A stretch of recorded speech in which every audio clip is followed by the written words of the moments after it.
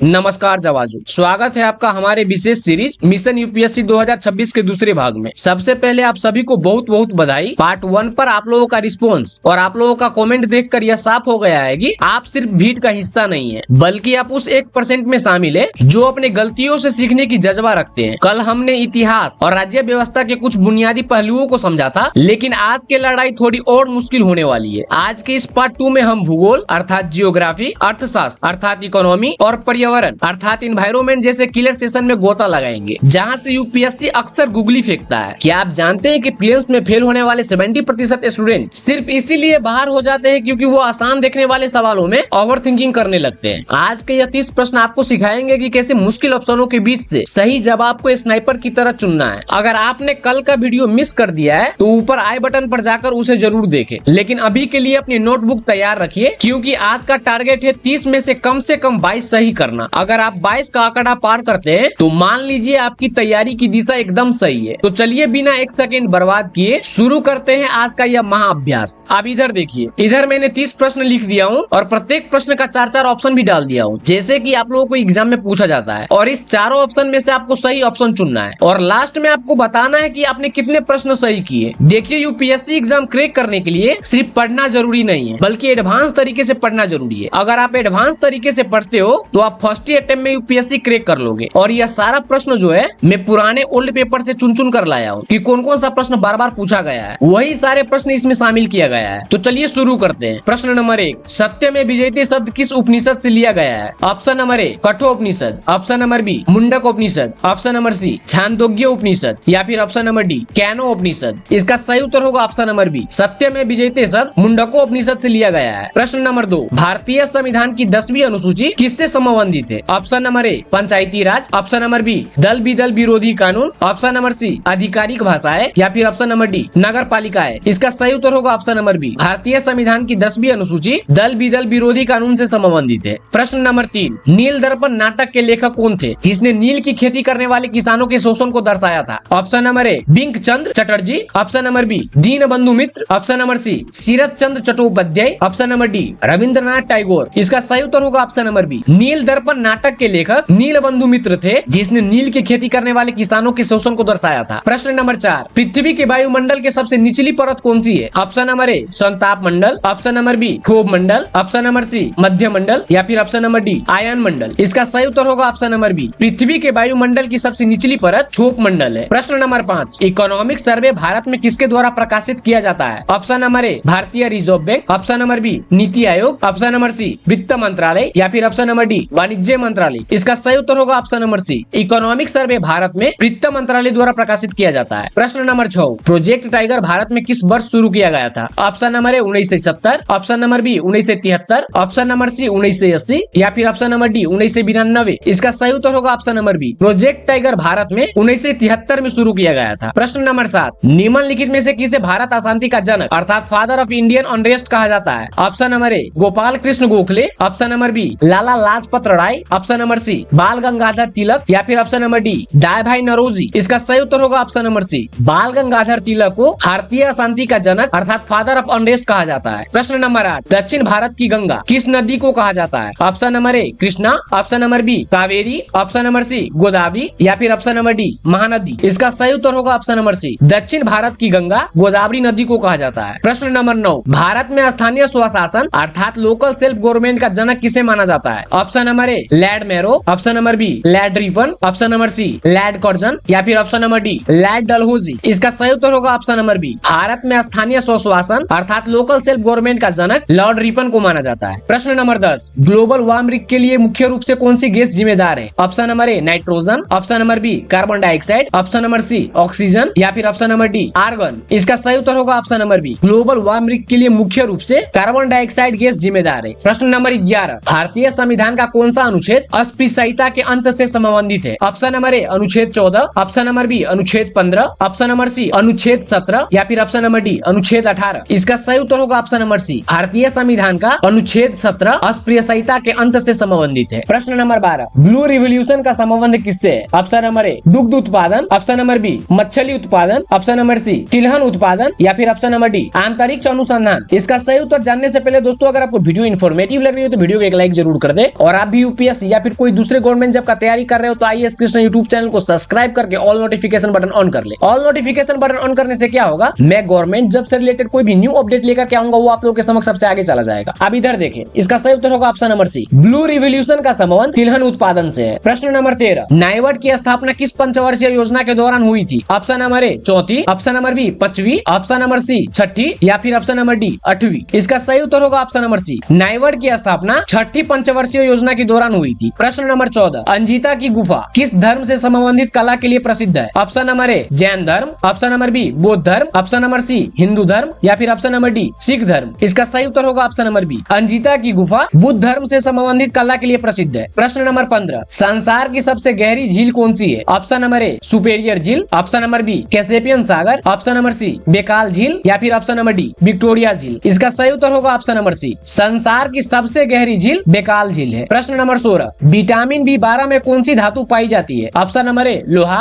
Option number B magnesium, option number C cobalt या फिर option number D zinc. इसका सही उत्तर होगा ऑप्शन नंबर सी, विटामिन B12 में कोवालेट धातु पाई जाती है। प्रश्न नंबर 17, स्वराज मेरा जन्मसिद्ध अधिकार है का नारा किसने दिया था? Option number A Mahatma Gandhi, option number B Bhagat Singh, option number C Bal Gangadhar Tilak या फिर option number D Chandrashekhar Azad. इसका सही उत्तर होगा ऑप्शन नंबर सी, राजस्व मेरा जन्मसिद्ध अधिकार है का नारा बाल गंगाधर तिलक ने दिया था। प्रश्न नंबर 18, भारत के किस राज्य में लोटक झील स्थित है? Option number A Kerala, option number B Manipur, option number C Uttarakhand या फिर ऑप्शन नंबर डी राजस्थान। इसका सही उत्तर होगा ऑप्शन नंबर बी, मणिपुर राज्य में लोटक झील स्थित है। प्रश्न नंबर 19, सार्क का मुख्यालय कहाँ स्थित है? Option number A Dhaka, option number B नई Delhi, option number C Kathmandu या फिर ऑप्शन नंबर डी कोलंबो। इसका सही उत्तर होगा ऑप्शन नंबर सी, सार्क का मुख्यालय नेपाल के राजधानी काठमांडू में स्थित है। प्रश्न नंबर 20, मौलिक अधिकारों का संरक्षण किससे माना जाता है? ऑप्शन नंबर ए संसद, ऑप्शन नंबर बी राष्ट्रपति, ऑप्शन नंबर सी न्यायपालिका अर्थात SC एंड HC या फिर ऑप्शन नंबर डी प्रधानमंत्री। और यह प्रश्न जो है आप लोगों के लिए है, इसका उत्तर क्या होगा? अगर आपको आता हो तो कमेंट में बताएं। प्रश्न नंबर 21, रिंग ऑफ फायर किस महासागर से संबंधित है? ऑप्शन नंबर ए अंटार्कटिक महासागर, ऑप्शन नंबर बी